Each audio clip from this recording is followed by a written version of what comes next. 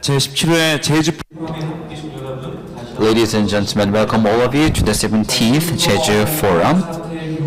From now on, we are going to start the session under the theme of lessons from the Ukraine war for the Korean diplomacy. 200 days into the war in Ukraine, what lessons can we learn from it? Simultaneous interpretation is being provided throughout the session. So if you want interpretation service, please find the receiver on your chair and tune the receiver to channel 1 for Korean and 2 for English. And before we start, Chairman of Korean Council on Foreign Relations will deliver his opening remarks. Please welcome him with a big hand to the stage.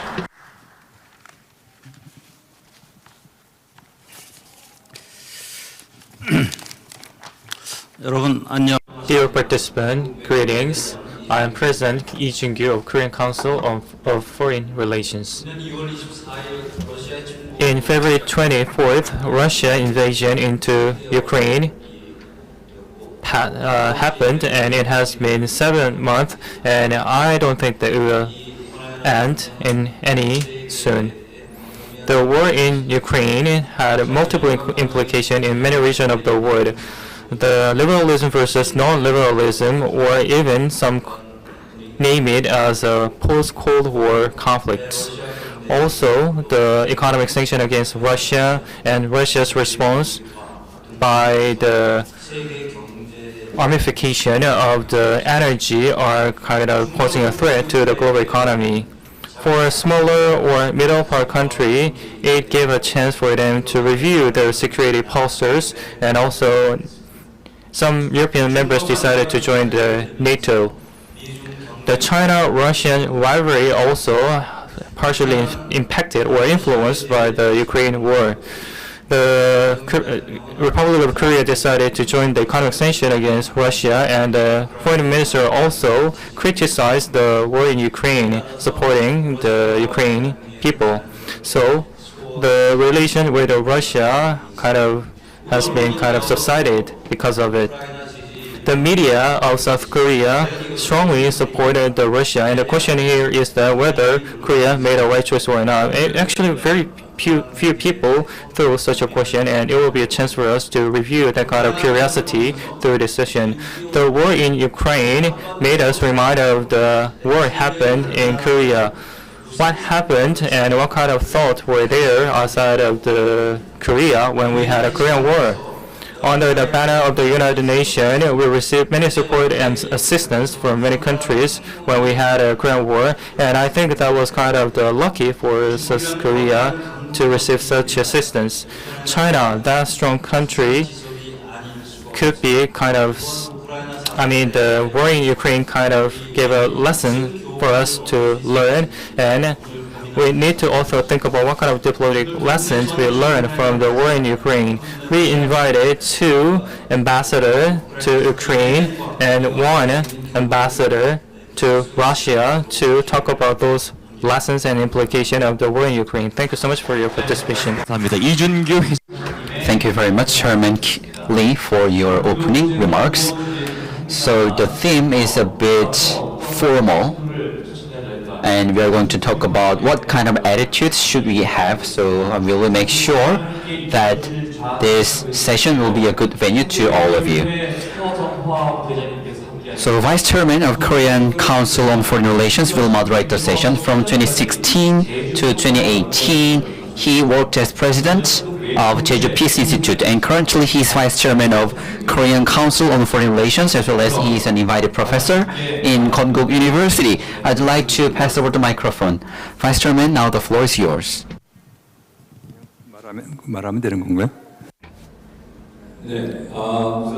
So to begin with, I'd like to express my gratitude to the MC for kindly introducing me.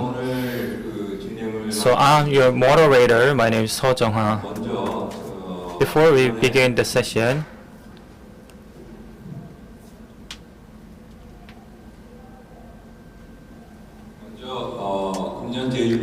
this year's Jeju Forum, along with the Jeju Peace Research Foundation, hosted the session, and thank you so much for your support. And I'd like to express my gratitude to Chairman Haninte for supporting us. Also, for the hosting of the session. We were very much supported by the staff members of the Jeju Forum. Thank you so much for making it possible. 오늘 우리 이주구 회장님께서 말씀하셨듯이 As Chairman Lee just mentioned, former high-ranking officers who are very much knowledgeable about the Russian situation were invited.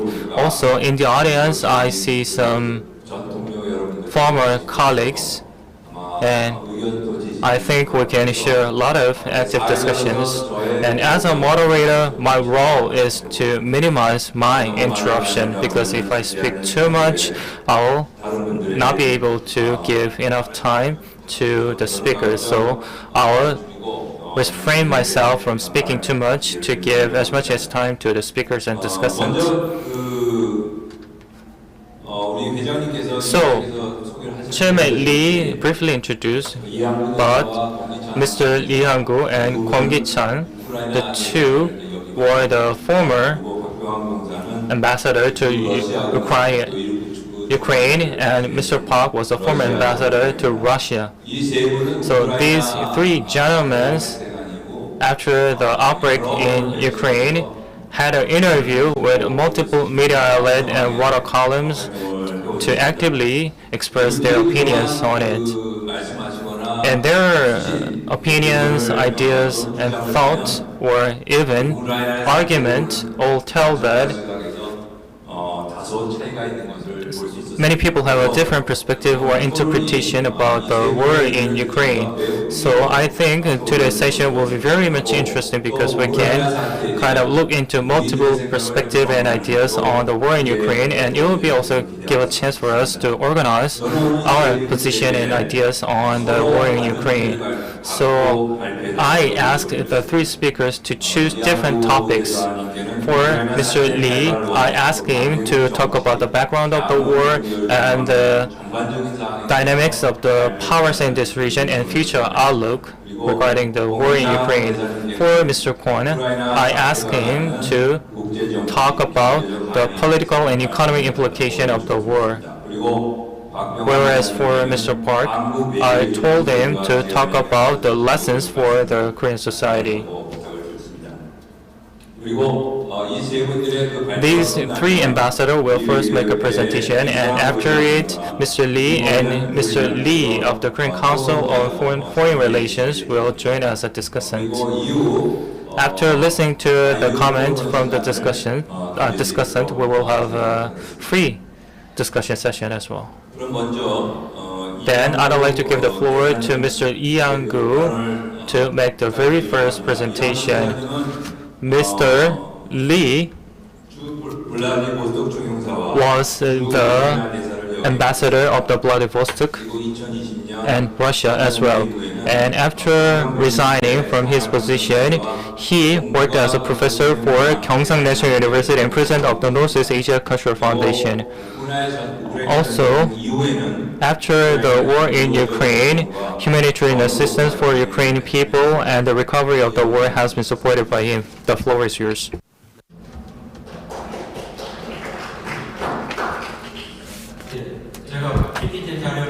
I prepared several PPT slides, more than 30 pages, but I'm going to summarize.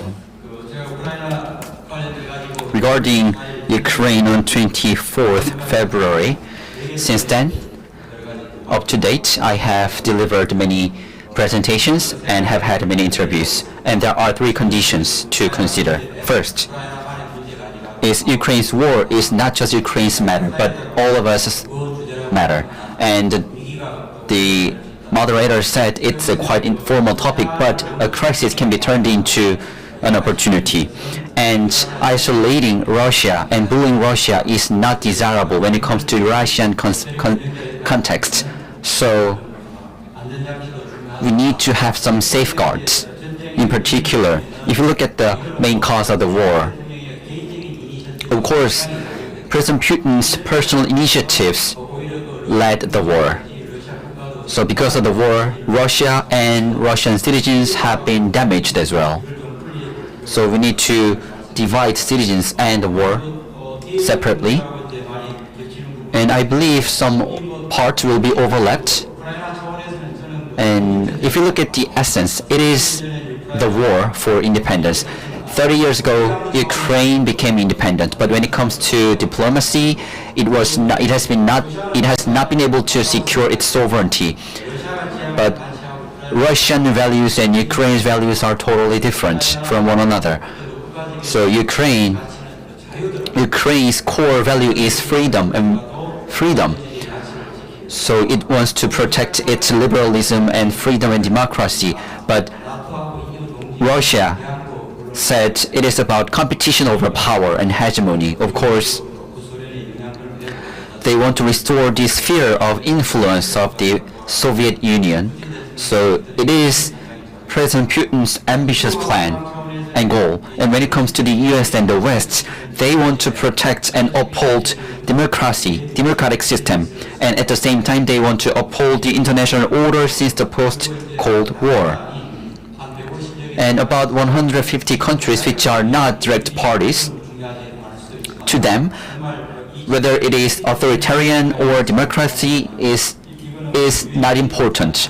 So when it comes to peace, independence, sovereignty, territory, and humanitarian, they should be respected in accordance with the UN. So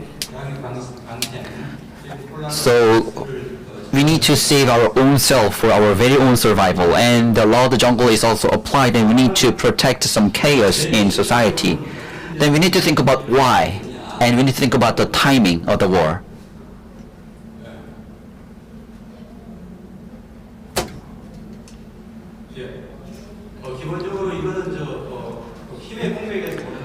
So I guess this is because the war was waged just because of the emptiness of power, and focusing Russia and China. So the two countries had some power, and the other hegemonies, other countries with powers or other great powers want to break such powers between power relations of Russia and China. And there are some conditions. First, when it comes to capabilities have been overestimated, and when it comes to response of the West and the US was underestimated.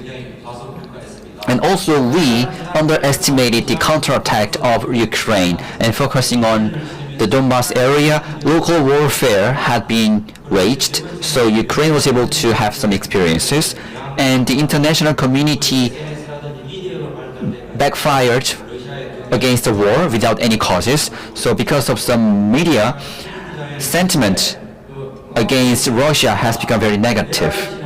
And there are 4 possible scenarios. First is expanded war. Second is prolonged war. Third is negotiation. And fourth is the collapse of the Putin administration. But among the 4 scenarios, protracted war and negotiations are a bit highly likely. So how the situation will be unfold have some issues. First is regarding military situations. On last Sunday, Ukraine won some battles, and the middle election results, and regarding some issues regarding energy and inflations and prices, those issues are very serious. And also President Xi and China's future movement. So those 5 elements are quite great variables. And basically, until winter, Russia just want to protect, and they want to delay the war until the winter. And before winter comes, through the military support to Ukraine, the other countries want to make some negotiations with Russia.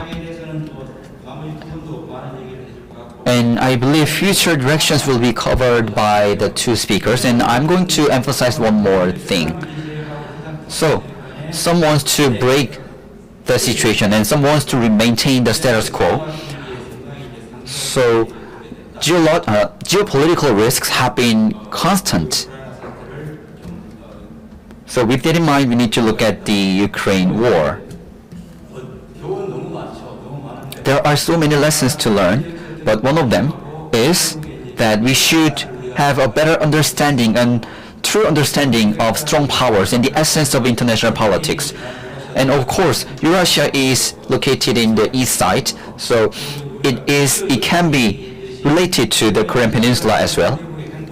And if you look at the movement of Russia and other strong powers, the annexation of Crimea and its advancement into Donbas, I believe the same formula can be applied to the Korean Peninsula, and this is what we need to closely look at.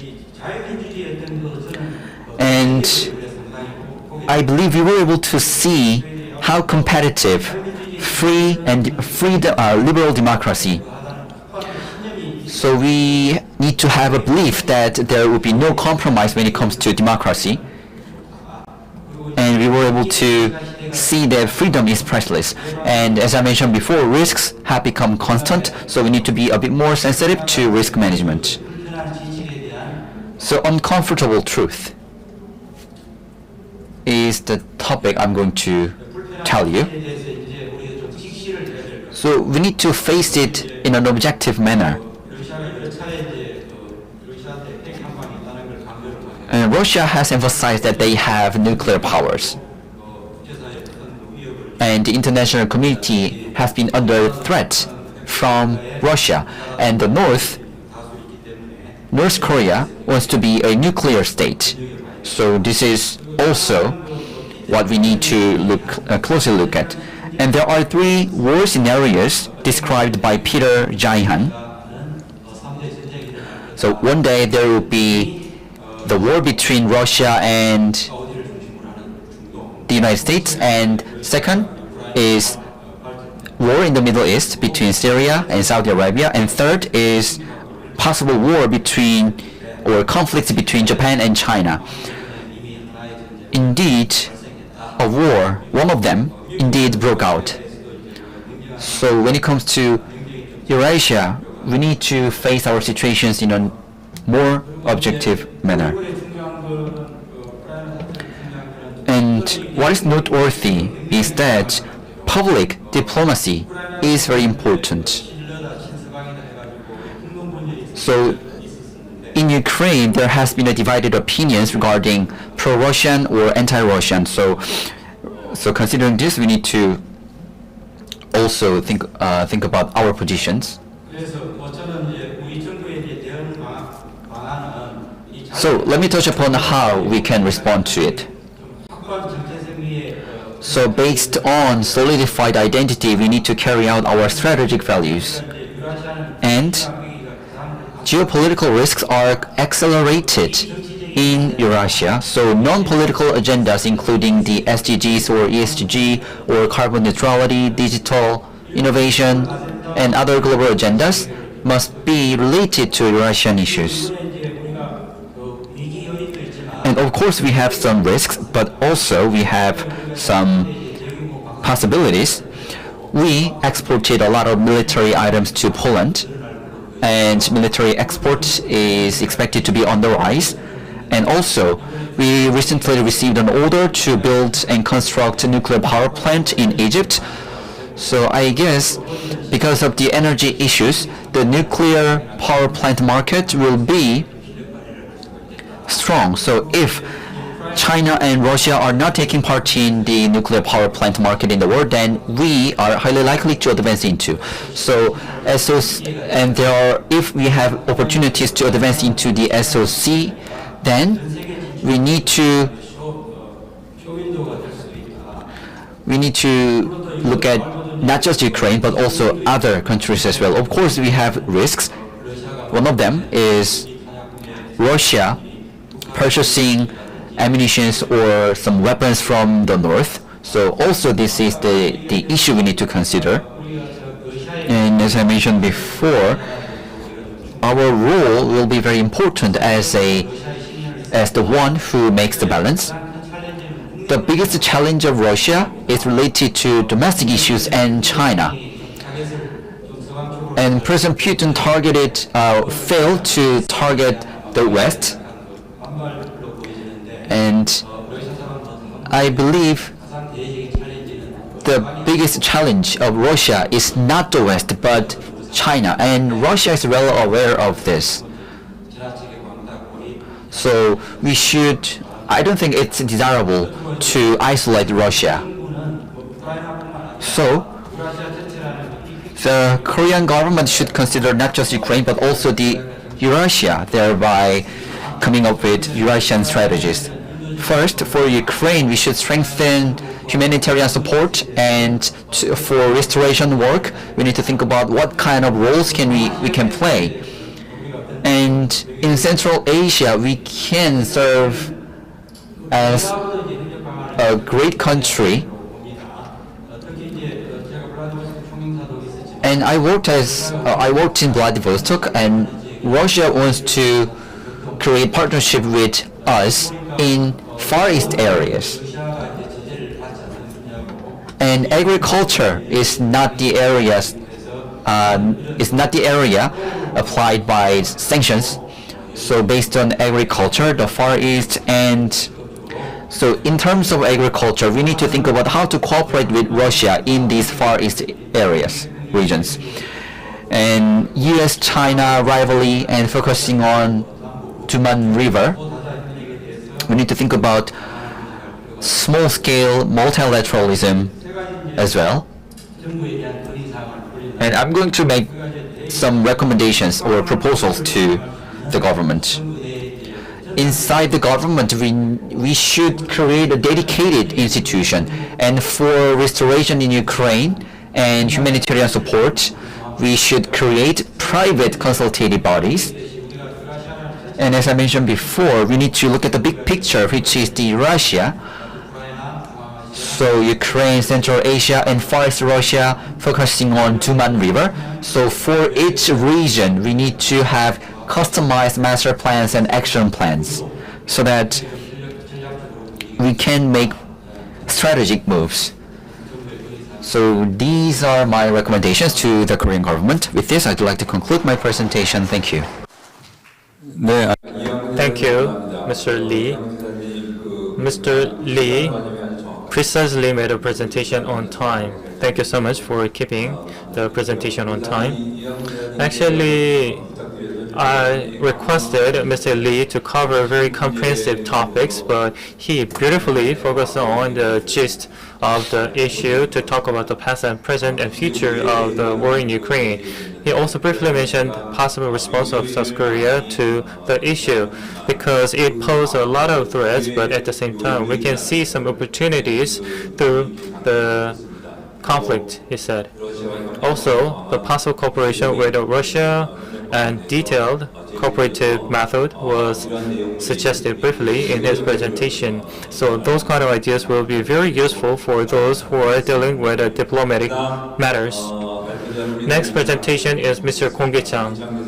Mr. Kwon Gi-chang served in the Korean mission in Geneva and was the ambassador in Congo and also as well as the Korean ambassador to Ukraine.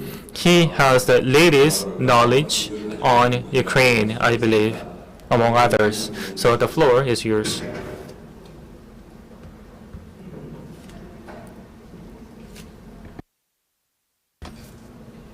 Ladies and gentlemen, greetings.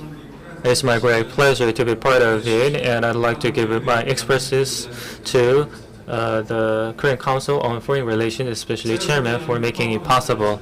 Let me use my PowerPoint presentation file. The title is The Political and Economic Implementation of the War in Ukraine. As you well may be aware, all the dynamics in Ukraine made a huge impact on the global society in many aspects, and Korea is not an exception. The war has kind of ripple effect across the political aspect of the global society, and we can have multiple lenses to understand it, and I use 5 lenses for my interpretation. First is the collapse of the liberalistic order and the rise of new Cold War regime. Because of war in Ukraine, all the liberalistic orders established after the end of the Second War collapsed, and new Cold War regime is getting closer and closer. To further explain, the foundation of the liberalistic international order are centering around the UN system, including the regional bodies, including NATO and UN, and the World Bank and IMF that were created out of Bretton Woods Agreement. So these two pillars were the strongest pillar or foundation of the liberalistic international order. Along with these two pillars, many international organizations, non- and government institutions set multiple norms and rules, and member states of these international institutions respected norms and rules and conformed to it. So all the behavior of these member states were predictable, and instead of using word, they preferred the negotiation. So the biggest outcome of the liberalistic international order would be the prevention of the conflict between power countries. Second, Putin Doctrine. Putin Doctrine was a term first used by Professor Angela Stent from the Georgetown University. Actually, it was used in the Foreign Affairs column and in the professor's book as well. The professor said that the ultimate goal of Putin is the abolition of the liberalistic order and transition into the order favorable to Russia. All the regime established after the 19th century division made by the US or Alta regime would be the dream of Putin. Putin previously said that he preferred the Yalta regime in his speech. Next, traits of the new Cold War regime. Ian Bremmer summarized the traits, so let me give you the summary of it. The less dangerous elements, the elements less threatful than the Cold War regime includes the Russia's military or economic hardware of Russia, because its hardware is not as strong as the hardware of the Soviet Union. It is not persuasive enough, because out of the Russia, its economy is only 1/10 of the Russia, so it is very difficult to call the Russia superpower. And there are some elements even more dangerous than those of Cold War regime. Multilateral cooperation collapse and possible cyber war, because Russia is kind of being expelled by the international community, led by the US mainly.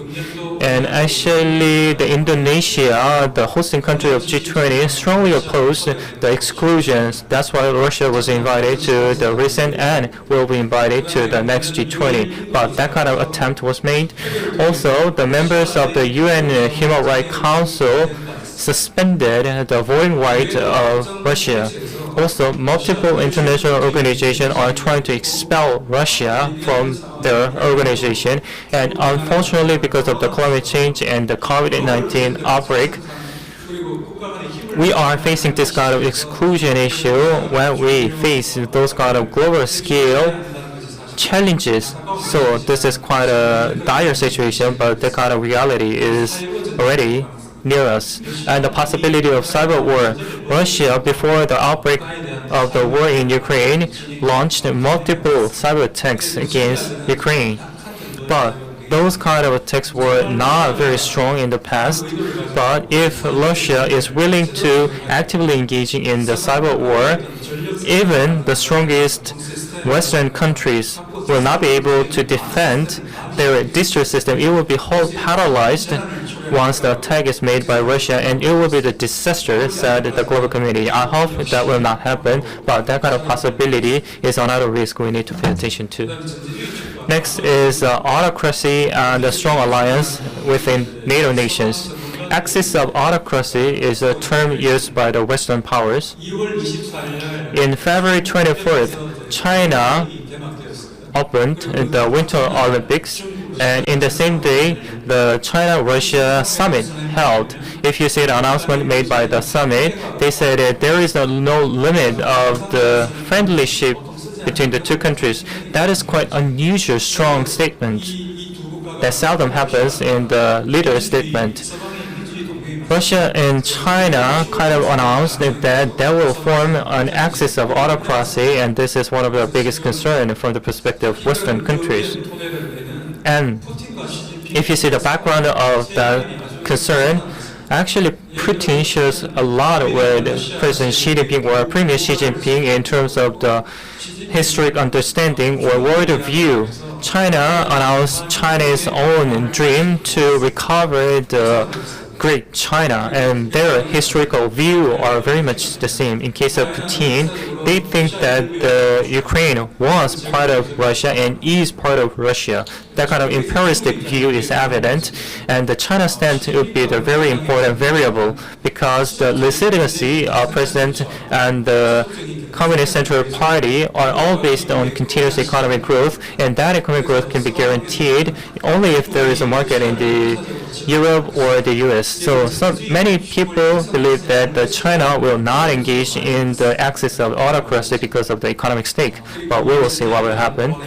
Another implication of this war is the stronger alliance within NATO member countries. Sweden and Finland, these neutral countries, decided to join NATO from beginning of this year, and 30 NATO member countries will start a ratification process. So ironically, Russia's invasion into Ukraine kind of induced the Western world march of NATO member countries. I will skip the third element, the arms race in each region. Third, global food and energy crisis. As you know, we have a crisis of food and energy across the globe.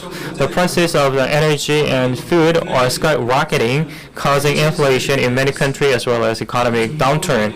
Especially Middle East countries, African countries, Asian countries are suffering from food crisis and foreign debt issue and the possible collapse of the regime. And after the end of the Cold War, the paradigm of the world economy are coming to an end. I mean, the globalization, because of the higher tariff, the globalization are kind of doomed.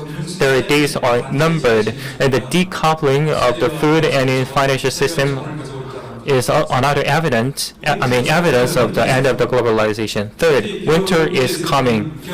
Winter is coming literally means that winter is coming. This is quite famous expression because the Throne of Game made by HBO used this term, winter is coming. This phrase frequently appears. Since winter is coming, everyone needs to be prepared for the coming winter. It connotates.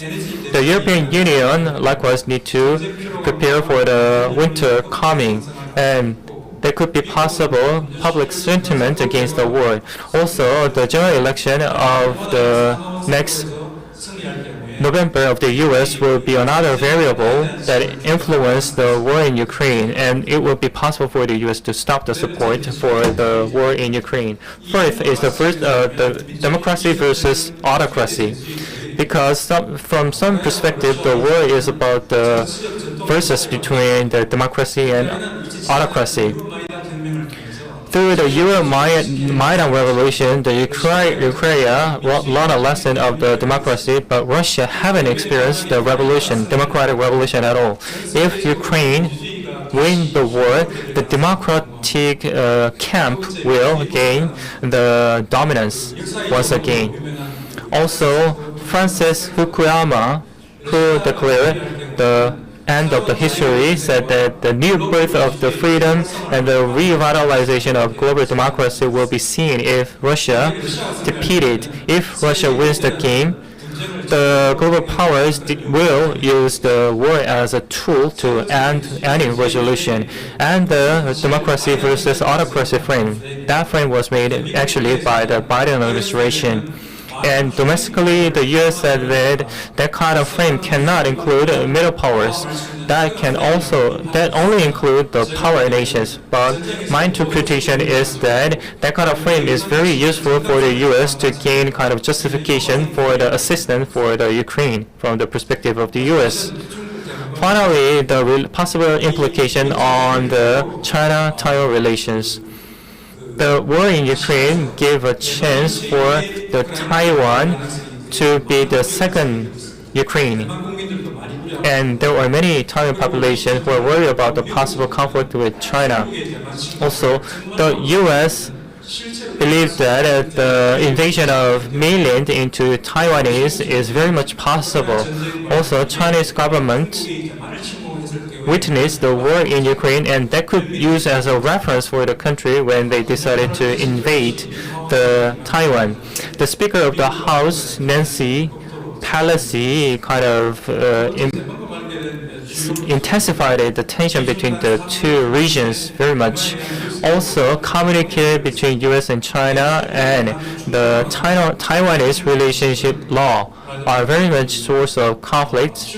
And also, one China policy is the policy respected by the mainland. The China believes that there is only one China, not Taiwan country. So that kind of different perspective between China or U.S. can strengthen the tension between the two nations.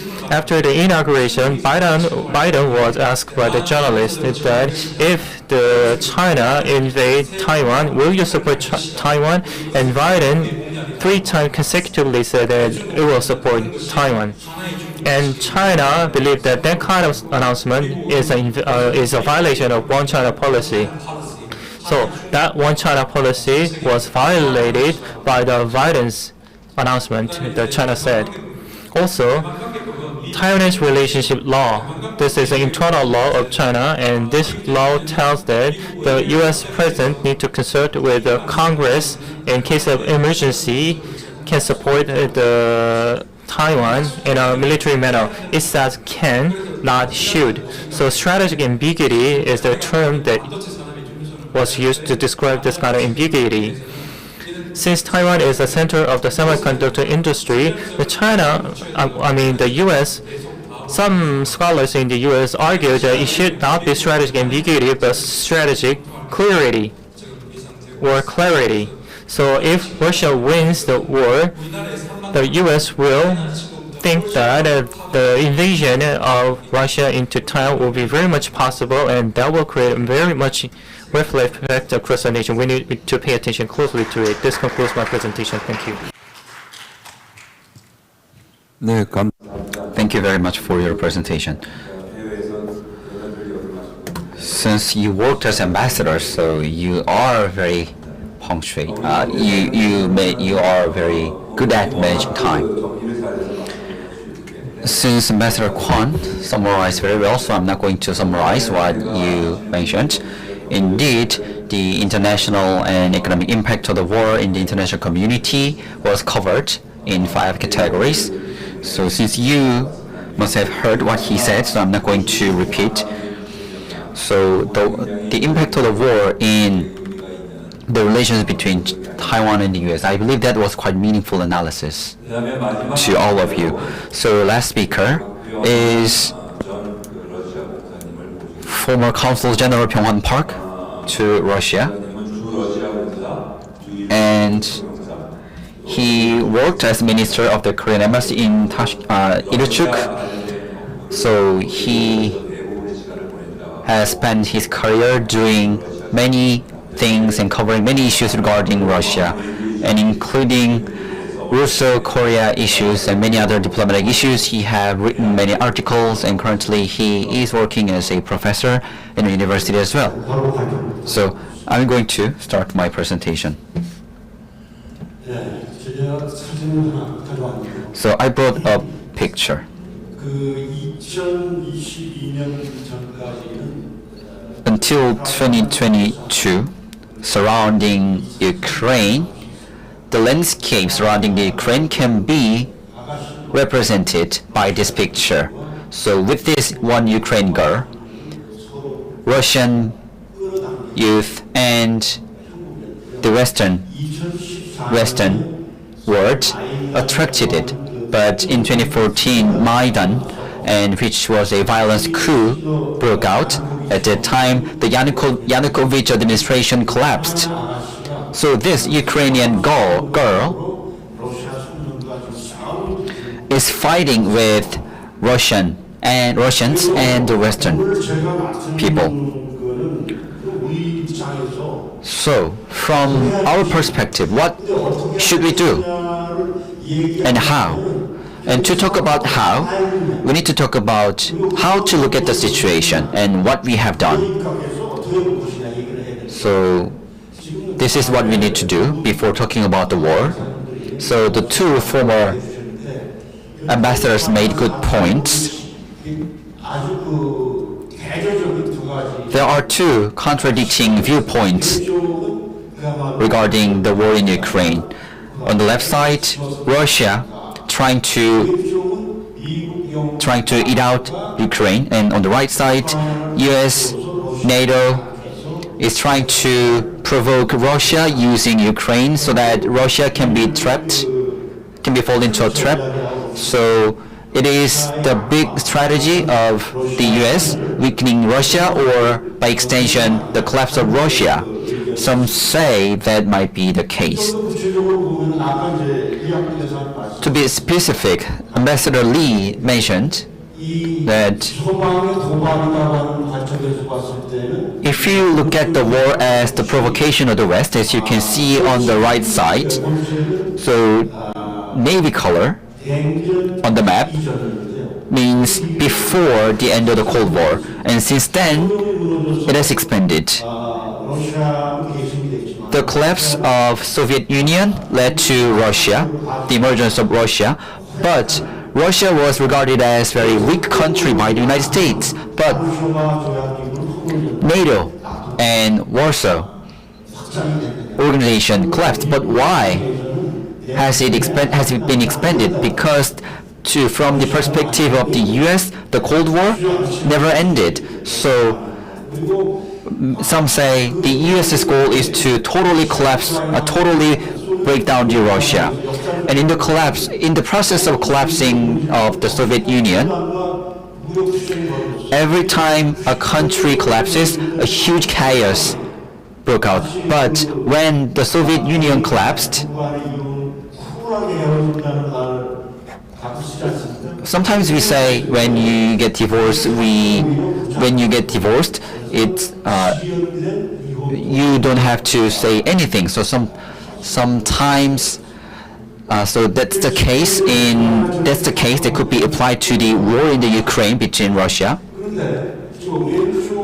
So on the left side, you can see the picture a month ago or two, and on the left side, in 2014, Maidan, which was a violent coup, broke out. At the time, the central Ukraine, those regions were turned into rebels against the Ukrainian government. But you can see the similarity in the maps, and there are historical reasons behind them. So territories of Ukraine had never been the territories of Ukraine. So those colored territories are added to Ukraine by Russia. Let me give you details later on. So I'm going to talk about my opinions.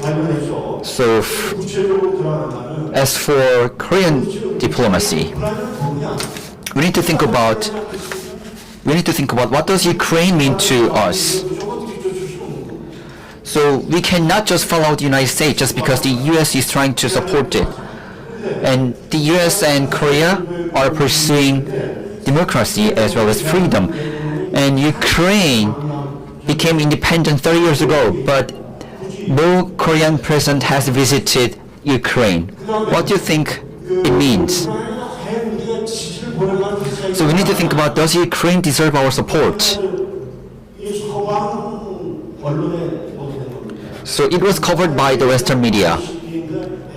ICBM and SLBM technologies were passed on to North Korea by Ukraine. And if you look at the textbook of Ukraine's high school, Dokdo is written in Takeshima, and also Dokdo is regarded as Japan's territory.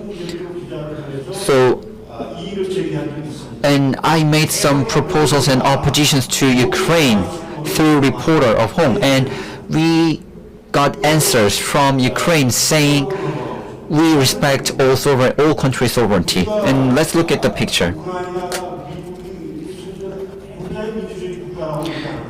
And the US said Ukraine is a democracy. But using martial law, the government made all the opposition parties illegalized. So the man in the picture is the leader of the opposition party of Ukraine. He has different diplomatic paths and opinions, but he was under arrest, and the Ukrainian government proposed exchange of prisoners with him. So we need to think about whether Ukraine is a democracy or not. And also we need to think about whether Ukraine is well-established democracy. And this is a media coverage covering real estate of President Zelensky in Ukraine.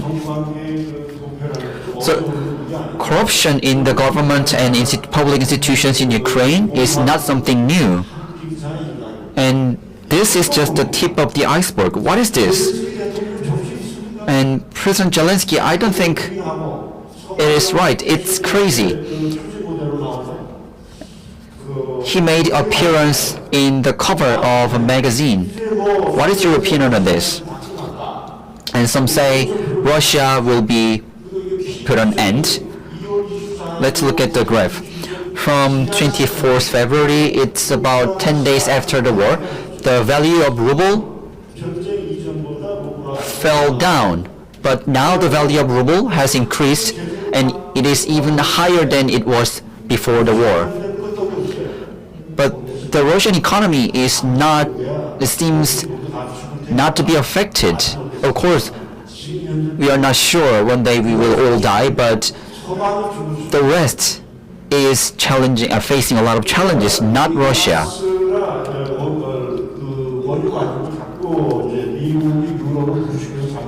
So the United States poke the Western countries to trigger a war with Russia. So we have seen many problems.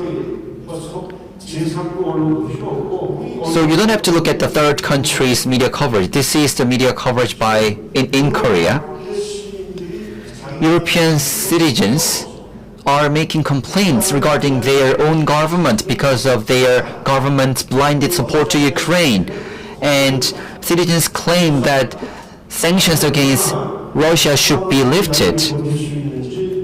We need to look at how long Western leaders can last and can last. As you can see, countries in orange, they are countries unfriendly to Russia. Do you think we can isolate Russia? A total of 48 countries are unfriendly to Russia. To be specific,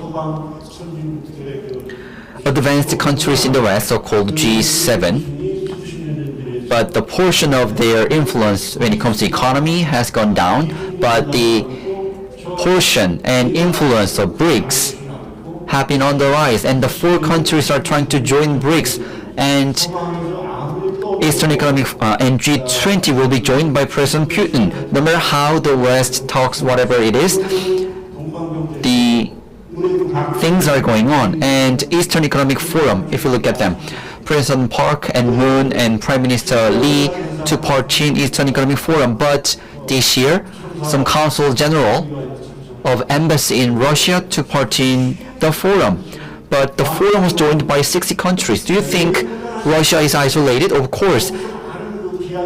We have seen 10 less countries compared to the last year. But through the forum, 290 agreements were established, which was worth of $54 billion. And we need to think about whether is antagonizing Russia aligned with our national interest.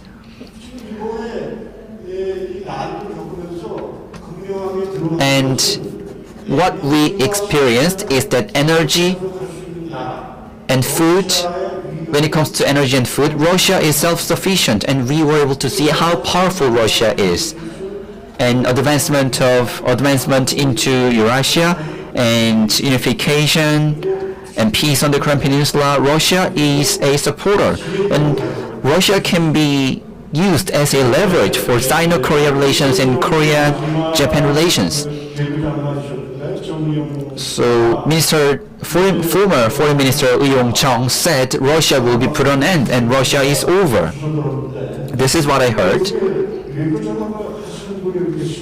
I'm not sure how he was able to say that. In my opinion, that was less insightful, and we need to think in an objective manner.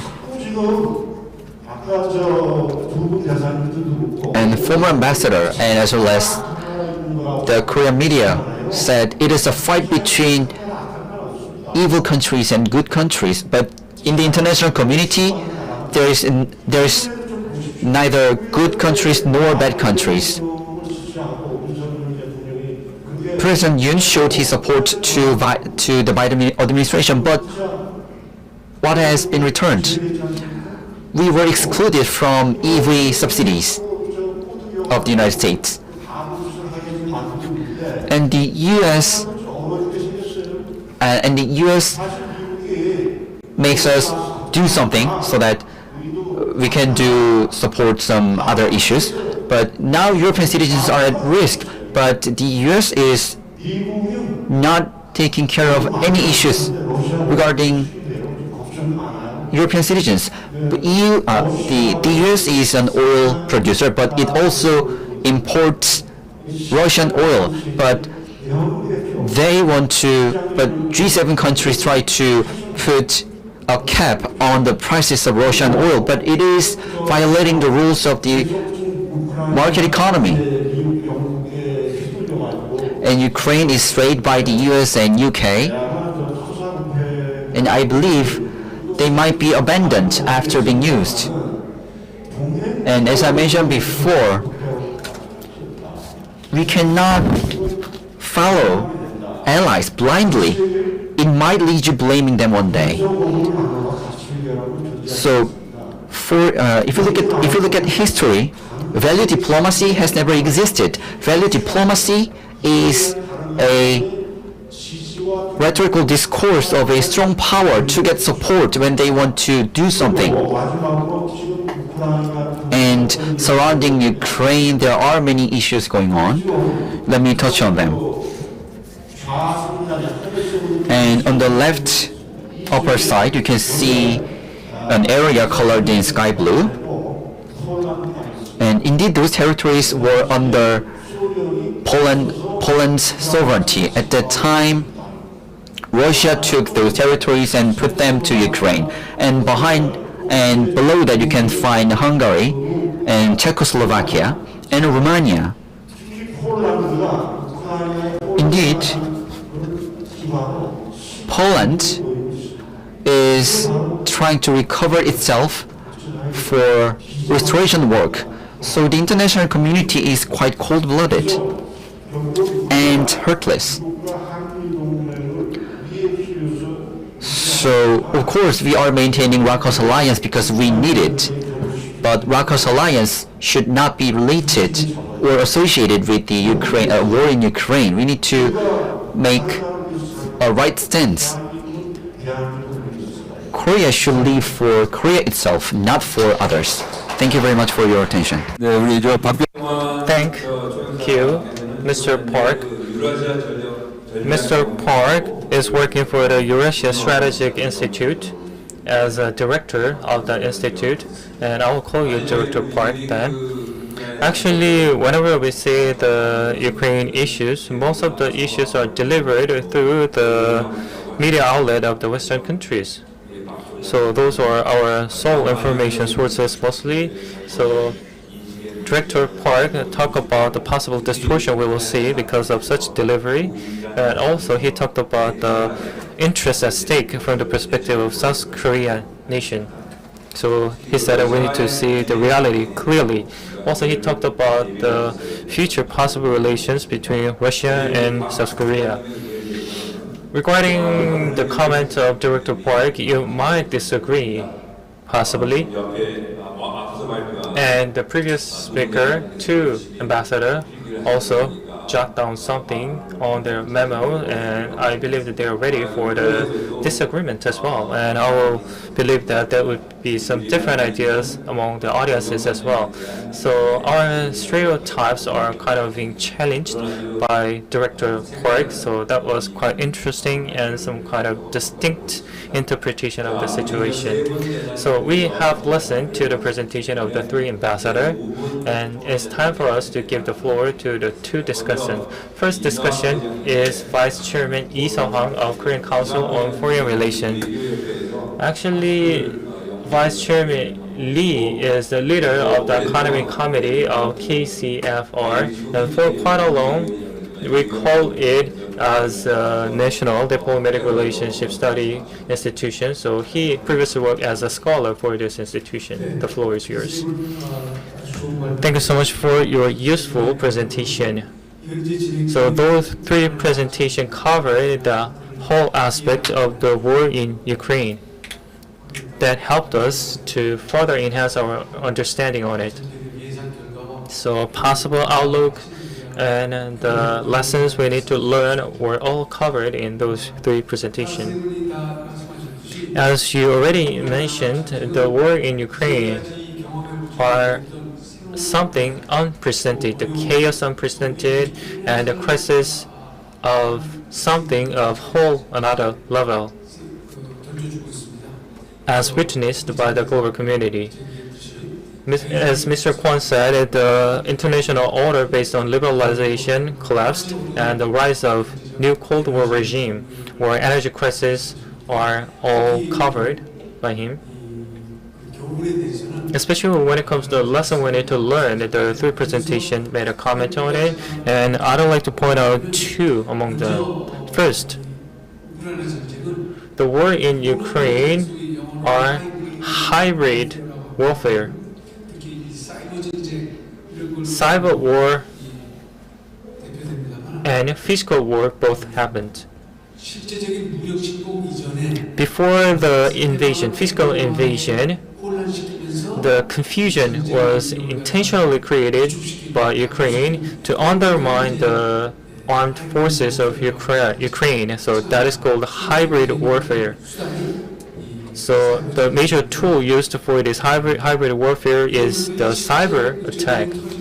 So before the physical war, that kind of cyber warfare can be attempted against the enemy so that the enemy can be undermined and seriously damaged before the start of the physical war that happened in this war as well. Also, another term I want to say is that the gray area strategy. Before the physical war, they pretended that the situation is peacetime and trying to kind of strike the enemy by using the gray area strategy. Especially socialistic countries like Russia and China are very good at using this kind of strategy, gray strategy. So those new terms will appear more frequently going forward, I believe. The second thing I want to say is that the war in Ukraine gave a lesson to South Korea, particularly that the use of force can be just daily part of our life, just ordinary part of our life. China and Taiwan can be one example because China is very much likely to invade Taiwan by using the war in Ukraine as a reference, or North Korea might invade South Korea by using the war in Ukraine as a reference. That kind of use of force has been deterred, had been deterred, but that fell apart because of the war in Ukraine. So the war in Ukraine can be a reference case for China and North Korea. If Russia wins, it will kind of making an encouraging effect to China, or in vice versa, the expansion of China can be kind of controlled on a positive note. In any cases, the war in Ukraine gave us those kind of multiple lessons to Korea, especially in the Northeast Asia region. The use of force can be just typical part of their life, and it will cause many chaoses in this region. So we need to be prepared for the kind of possible chaoses to be created on the Korean Peninsula. Also, three presenters talked about the lessons learned especially Mr. Park mentioned briefly. And let me make a comment on it from the perspective of the military aspect to complement what you just said. First, the war in Ukraine showcased the quantitative supremacy of Russia. The logistics or the quantitative supremacy of Russia does not guarantee the victory of the war, because it does not guarantee the war in all battlefields. So if we use as a reference for the inter-Korean relations, North Korea quantitatively outshine South Korea in terms of number of military forces. However, that also does not guarantee the success of North Korean tactics or military operation. So likewise on the Korean Peninsula, the situation could be totally different. Likewise, China or Taiwan can see the possible two scenarios as well. Second point I want to raise is that the invasion of Russia, if you see the process of this invasion, it has been mainly led by President or dictator Putin. So too much dependency on Putin was evident in this recent invasion or military operation. That heavy decision was made solely by one single person, dictator, and if that kind of dependency happens, it also kind of does not guarantee the success of the war or any battle. So that kind of autocratic decision-making process might be some irrelevant factor when it comes to the success or victory of a war. So that is another lesson we can learn, possibly positive, from the perspective of Korea. The third lesson I want to point out is that it has not been mentioned in the three speakers. At the beginning of the war, the too much trust in nuclear weapon was seen by Russia. So when the third country engaged in the invasion, the Russia announced that it will use the nuclear weapon. That kind of excessive use of force or kind of threat was made by Russia. And because of the Russian, actually the situation was somewhat different than what Russia thought what would happen. Those countries without nuclear weapons and even the U.S. with nuclear weapon decided to support Ukraine to fight against Russia. Recently, the UK decided to make a law that justified the preemptive use of nuclear weapon, and that kind of announcement can change the attitude of neighboring countries or even allied countries. And those countries might support South Korea instead of North Korea because of such possible threat from North Korea. That could be another lesson we can learn. So I have actually three questions to the speakers. First, I have a question to Mr. Kwon and Park. The war in Ukraine. When the war broke out, the U.S. actively supported Ukraine the most, and some question whether it was an attempt of recovering the status as a global police of the U.S. So I'm not sure whether it happened or not. Maybe you can answer. And the second question is for Mr. Lee or Director Park. One said positively, one said negatively. Value-based diplomacy. We supported Ukraine because we valued the general value of the global society, including the democratic values. That kind of value-based diplomacy has been advocated by South Korea, but sometimes it could be very insufficient and cost a lot of money.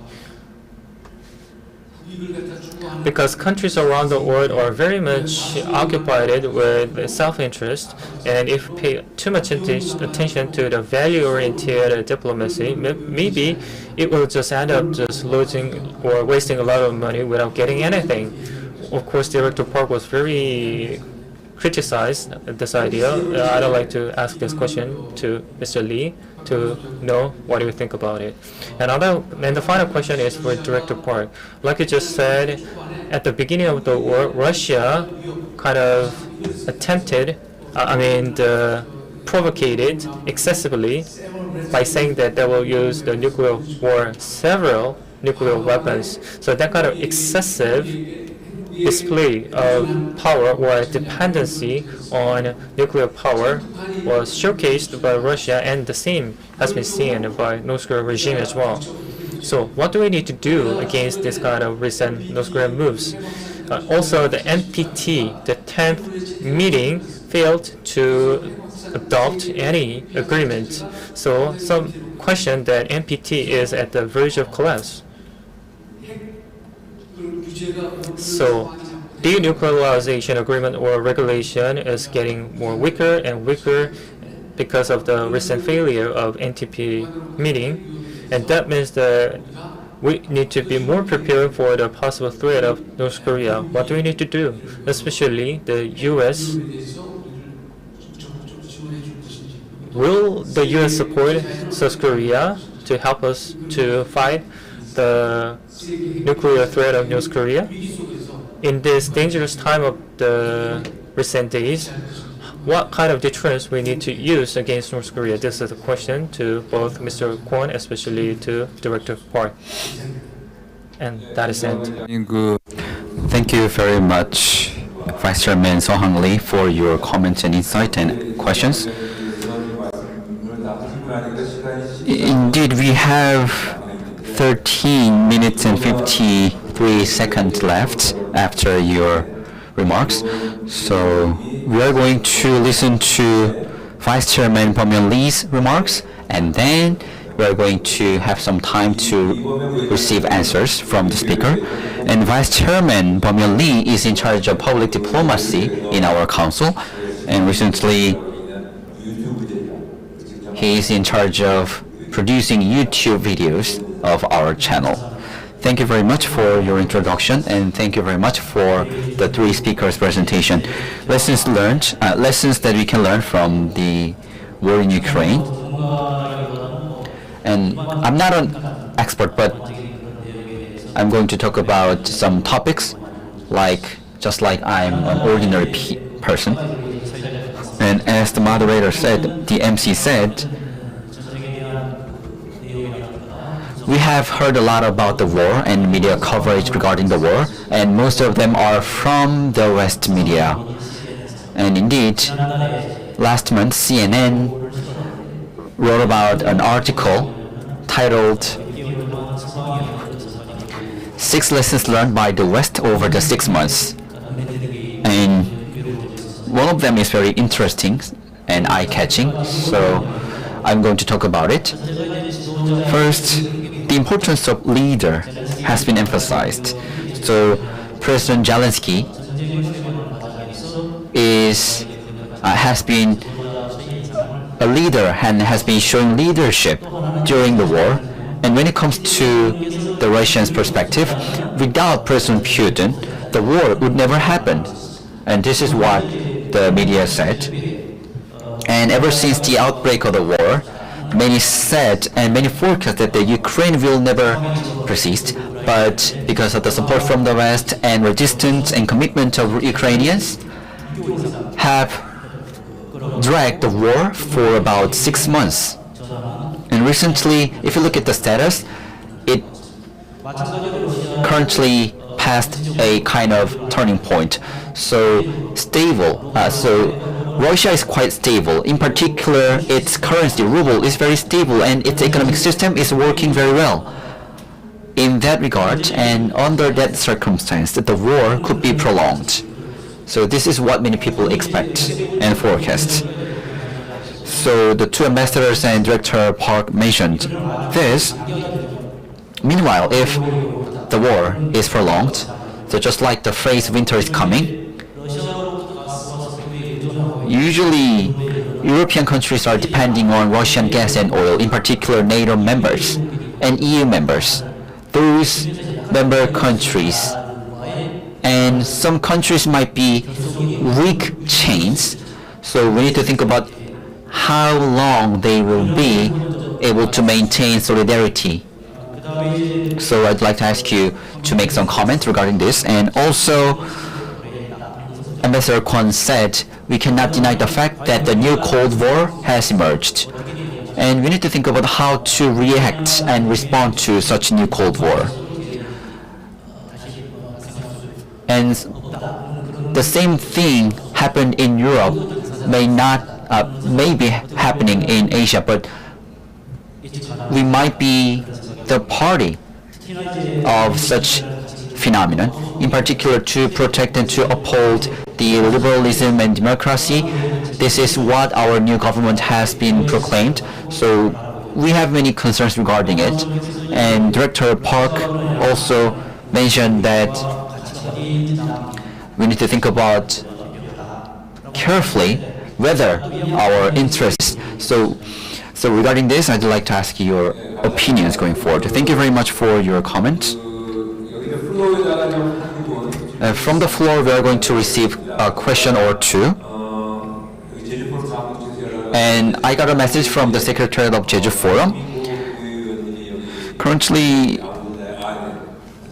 Council Member Min Gu-chung is here, and I didn't know you are here. Anyway, if you have comments or if you have questions, please go ahead.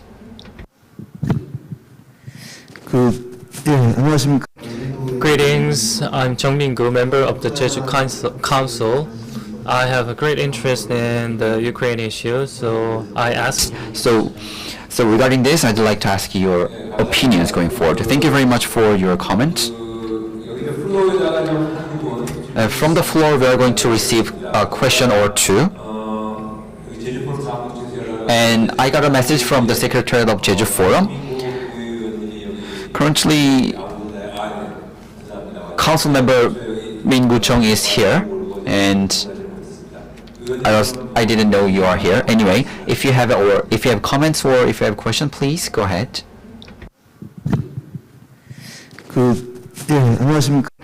Greetings, I'm Chung Min-gu, member of the Jeju Council.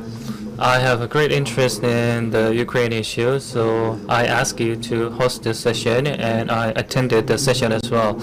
Ambassadors and discussants, as I was listening to what you just said, I thought that we need to be very realistic.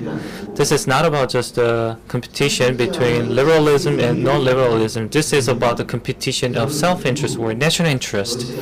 U.S., Russia, China are competing each other, and all the developed countries, including Korea, African nations, will face stricter food security, and they need to have a clear understanding of the reality. I don't think that Russia will lose the game, or it will be the victory of the Ukraine. So it is not about winning or lose, because each country will have some gains and losses, and once they obtain the ultimate goal, the war will end, but it is more likely that the war will be protracted for quite a long.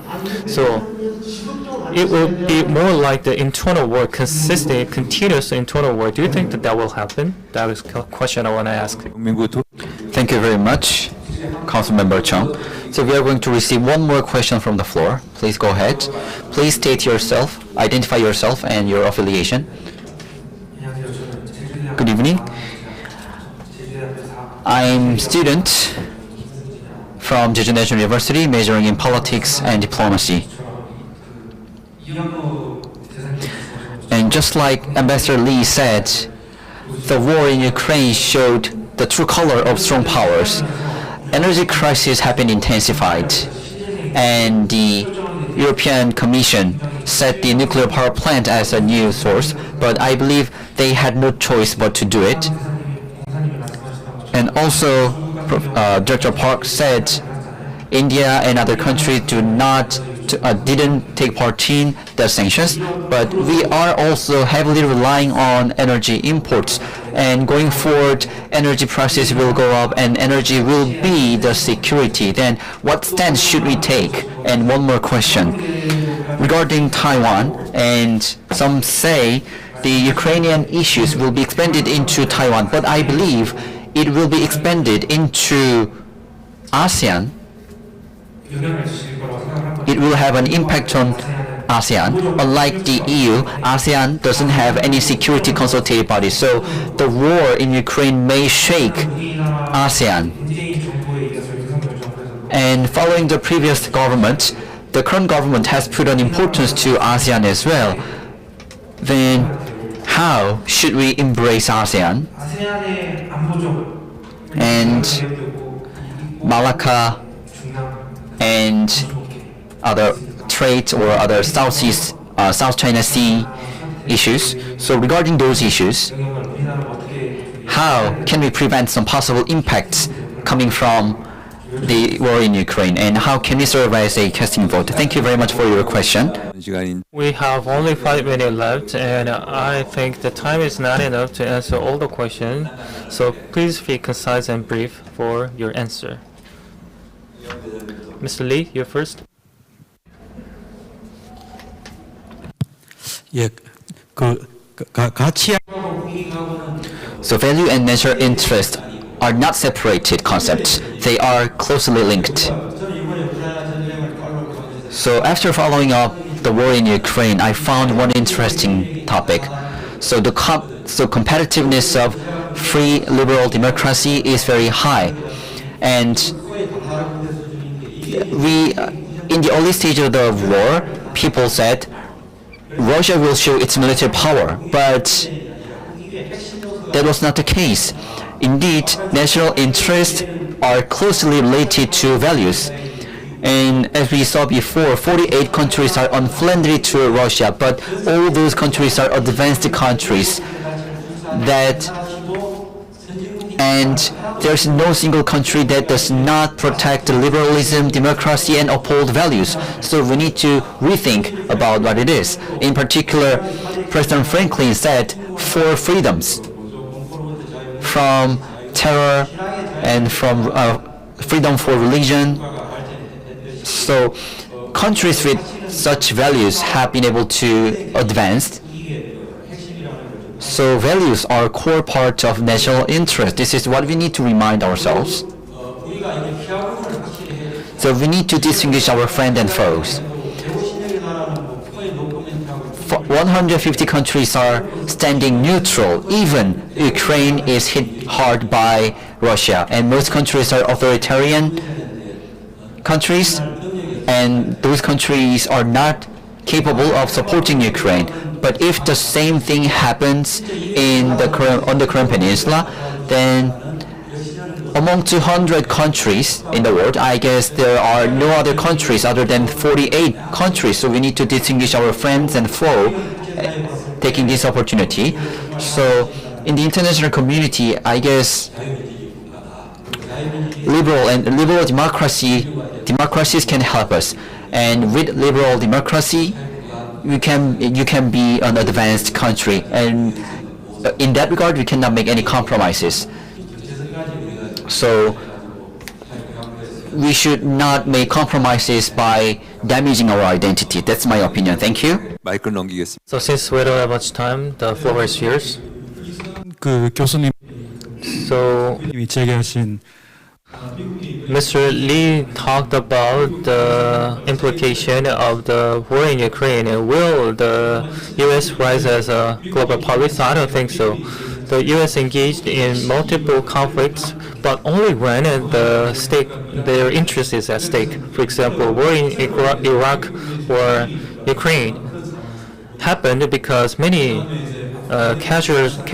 civilian casualty happened. Also, the Afghan war were suspended or put on end, but decided to fight against Afghanistan because the global security norm or frame was undermined. So this is more like a hegemonic war.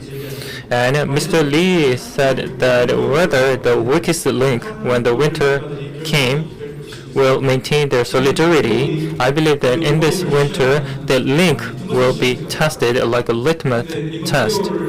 And maybe the European country have a good plan for energy security and decided to make a right transition and survive through the winter. And if they can survive through the winter, their immune system will be more close to perfection, and the supply of the oil or gas will be done without any problems. So it will be very challenging, but I believe that European countries will be able to survive through the winter, in my opinion.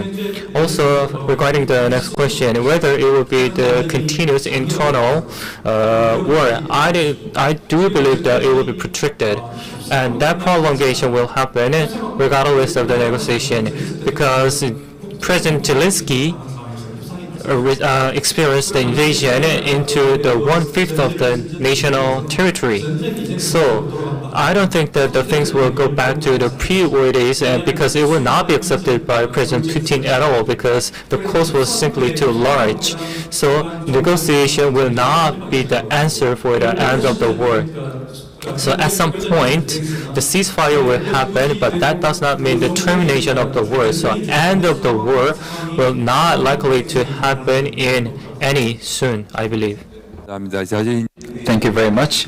Since time's up, but anyway, I'd like to ask Mr. Park. It's time's over, but yes, it's okay. Please go ahead. To be honest, the two speakers made good points, but listening to their points, I keep thinking, what is our views? Whether we just keep following the US, we are not the United States. We are one of their allies. This is what I want to say. Thank you very much. From the floor, we received a question from a student from Jeju National University regarding ASEAN. I guess we have not enough time to deliver answers, so due to time constraint, we are not able to give an answer. So since I'm an expert of ASEAN, so if time allows and if there is an opportunity, we can meet one-on-one and I can give you some answers to your question. So with this session, we were able to find that the war in Ukraine will leave us challenges and tasks. So I hope today's session will help us address many diplomatic challenges going forward. So with this, I'd like to conclude the session. Thank you very much, all the panelists, for your presence. Thank you very much. Ladies and gentlemen, I wish that we gave you a useful session. The winter is coming, and I'm not sure what will happen in this winter and what do we need to do in this winter. That concludes the session on the lessons from the Ukraine war for the Korean diplomacy. Tomorrow we will come back with more as early as from 9 o'clock in the morning. I ask for your active participation in tomorrow's session as well. So, thank you so much for your kind participation, and all the panelist members, please give them another warm round of applause once again. Ladies and gentlemen, have a safe trip back, and I'll see you once again tomorrow at 9 o'clock in this session. Thank you.